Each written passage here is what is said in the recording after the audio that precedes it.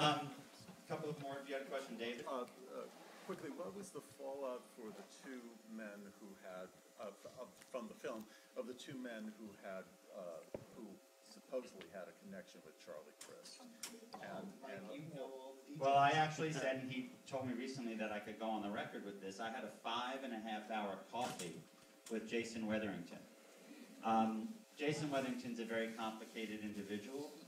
He is dying to be a part of this community, and he feels he's entitled to a leadership role in this community. He was just arrested last week for stealing a $19,000 ring from his best friend, who is the daughter of his homophobic pastor. He's out on bail. Like I said, it's a very complicated situation. At the same time, he is a 25-year-old who is outed as a gay man without his permission, without him saying, I am gay. I would personally have trouble with that. That's my belief. Because if somebody is a gay person who happened to have had a relationship with someone, and I had somebody who was 23 and even said to me, you can report that I had sex with this person. And I said, you will destroy your career, and I didn't do it. And 2 years later, he wrote me to say, I'm a school teacher now, and I'm that way because you didn't report the story. So I'm very protective, particularly of young people. I can't tell you, Mike, and I don't know if you've gotten these, you know, so-and-so and so's son is gay, and they're voting anti-gay. Well, you know what? I don't want to be responsible for what my father says. He's homophobic, he's racist, he's sexist, and, you know, if that's going to be something that I'm responsible for, that's a problem. And I don't think, particularly, again, young people should be held responsible or be outed gratuitously. It's interesting because I agree about people. I wouldn't report on somebody's child because of them if they're the public figure.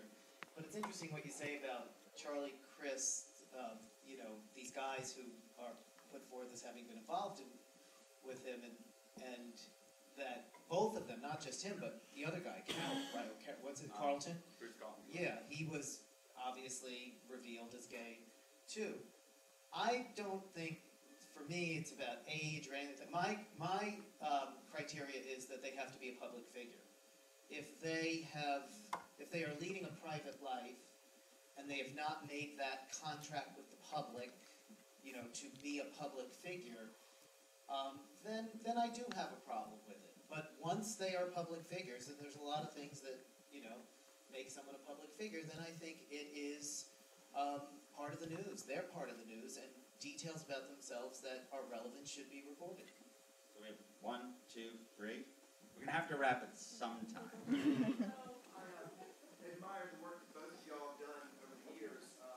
The one question that, or the one thing that I've always questioned is this public figure threshold. And I do question the outing of staff members, of senators or House members. I think chairman of the RNC, that is definitely a public figure, but a low-level staff person in the RNC, maybe not so much. You're never going to hear from them. What is your threshold for what makes a person a public figure?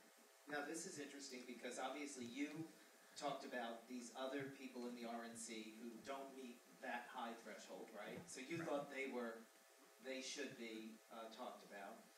I probably wouldn't have, and I think this just shows, again, there's a diversity of thought, but I wrote about, and I can't remember his name now, so it's not that I'm not outing him again, but I wrote about somebody who was working for Tom Tancredo, who I got criticized because he was young, and he was this young staffer, and I felt he was public enough, and he was doing communication stuff, and it was reason to do it, but you didn't agree with that one. So I think he was too young. Yeah. For me, you know, I like people say, you know, in college, this guy, you know what, I don't want to be held responsible for what I did in college, Lord knows. But in terms of staffers, you said something interesting, like low-level staffers. I have no desire to report on envelope openers and people who do, you know, processing things in LA's legislative assistants and all that kind of stuff. But when you're Dan Gurley, and you are the political director and the field director of the Republican National Committee taking ownership of those flyers, you don't get a pass from me. When you're the communications Robert Trainum of Rick Santorum, and you are fashioning the messages, you are not to be protected. You are to be dragged out of the closet, because in many, many cases, it's interesting, it's those people around you who are pushing the messaging, and I think that it's true with Bush. George Bush doesn't give a hoot about gay people getting married. I'm telling you that.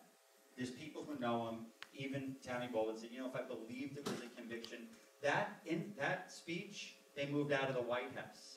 It was done in the old executive office, but he said one of the few times because they didn't want the backdrop of the White House behind him. So for me, it's basically high-level staffers, it's the communications people that are fashioning the message, and it's the chief of staffs who are generating the entire system that goes around and around in a circle. So that's generally my limit. I just want to add, the issue of whether someone's a public figure or not is always going to be, I think, there's going to be a difference of opinion among people who are reporting. Somebody who's a public figure in a small town is not going to be a public figure in the whole state, or certainly in the country. I think that the problem in the media is that there hasn't been any standard on this, but I think part of the standard, even if this sounds slightly maybe contradictory, part of the standard should be you look at everything on a case-by-case basis, in that previously it was, you don't discuss this at all. Now it should be, do it on a case-by-case basis. Discuss whether this person's a public figure. Discuss it. Put it out there. And then do your best. And those are my two standards, public figure and whether it's relevant or not. That's the issue. I'd like to do a follow-up on this subject, if you don't mind, really quickly, because you said something about that there was a problem with the media not having a standard.